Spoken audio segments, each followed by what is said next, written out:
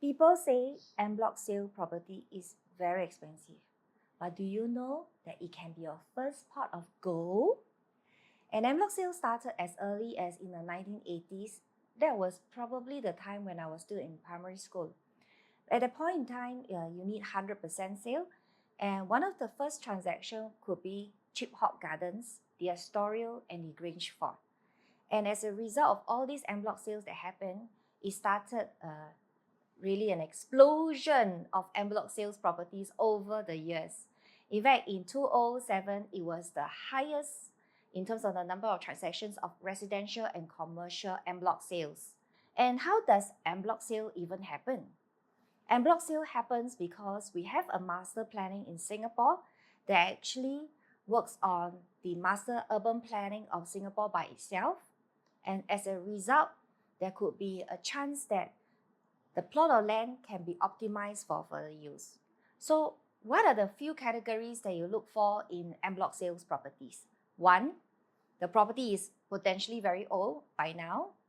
Two, there is actually underutilization of the gross floor area on the plot of land. It means that the master plan has actually increased over the years. And chances is if these two factors fall in place, and on top of that, land value has gone up generally in the area, this will justify an Enbloc sale to happen. So I started Enbloc sales many years ago in 2000s, and that was probably when the Enbloc sales started from 100% sale requirement to subsequently having the Strata Title Act in place. So what is this history all about? Let me just dive a little bit for you so they understand the en bloc sales history. Early on in en bloc sales, there is actually no law guiding these en bloc sales as long as owners come together and they can form a group of owners to actually come together to sell the property together. So what is truly en bloc sale? It means that you have a plot of land and all the owners actually owns their own unit and they jointly want to sell the parcel of land to developers for redevelopment. And when they group this group together, they have to get 100% under the old system because there was no law guiding it.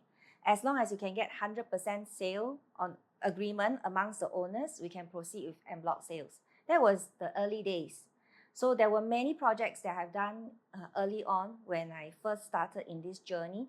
And projects like, for example, Princess Flats, Queen's Flat, which doesn't even have strata title plan in fact. They were under the old strata title system, strata system, which is not legalized. It was just based on an agreement. And then they started this 100% sale. In the early years, as long as the property falls in the range of 850 years onwards, they can actually be under the en bloc sales, the Land Title Strata Act for en bloc sales. However, over the years, things has also evolved, and nowadays you can even see 99 years properties for sale, as long as the authority give them the go ahead to actually do an en bloc sales. So from 100% sale and subsequently, because of many conflicts amongst the owners, quarrels, fights in the en bloc sales process, the government actually intervened with this Collective Sales Act. And it's under the Section 84 of the Collective Sales Act, which will govern the whole entire en bloc sales. And what are the legality actually framing this whole thing? For example, if you are a property below 10 years old, you have to get 90% of the agreement from the owners to proceed with the sale. And for properties that are more than 10 years old, then you need 80% of the owners agreeing. 80% by strata floor area and 80% by share value to agree to the en bloc sales before they can proceed. So these days, the framework is very clear, so it actually helps the owners to proceed with the en bloc sale with clarity. So a couple of components that can happen for en bloc sales. What are the driving factors, right? Who wants to go for en bloc sales? If I'm staying in a comfortable apartment, why do I want to proceed with en bloc sales? One of the important factors, of course, is price.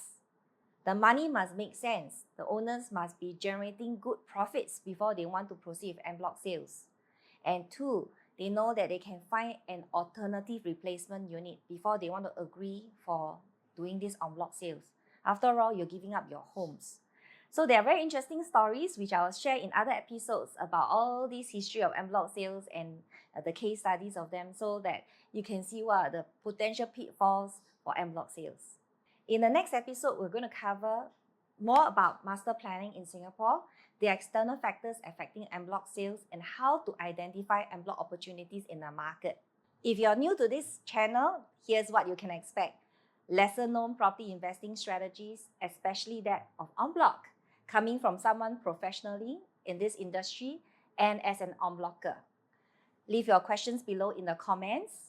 Like, share, and subscribe for more episodes and content like this. And I look forward to seeing you in the next episode.